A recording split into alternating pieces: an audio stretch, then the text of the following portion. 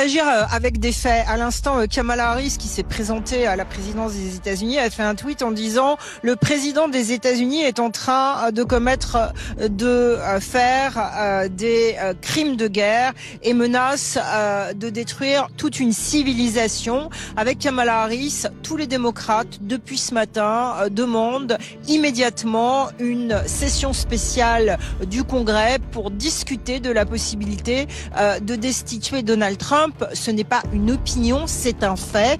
Vous pouvez le vérifier. Il y a depuis quelques heures des dizaines de sénateurs démocrates, des dizaines de membres élus de la Chambre des représentants qui veulent une session spéciale, qui invoquent le 25e amendement.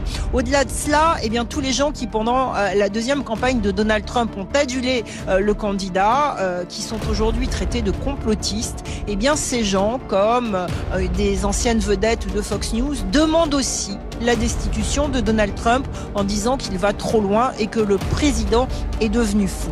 Ce n'est pas notre rôle d'analyser, c'est notre rôle de vous donner les faits. Et à l'heure actuelle, aux États-Unis, à Washington, c'est ce qui se passe. Là, ce qu'on peut dire également, c'est que dans des moments très difficiles, pour tous les journalistes qui ont de l'expérience, qui ont suivi des crises profondes, il y a toujours une unité américaine.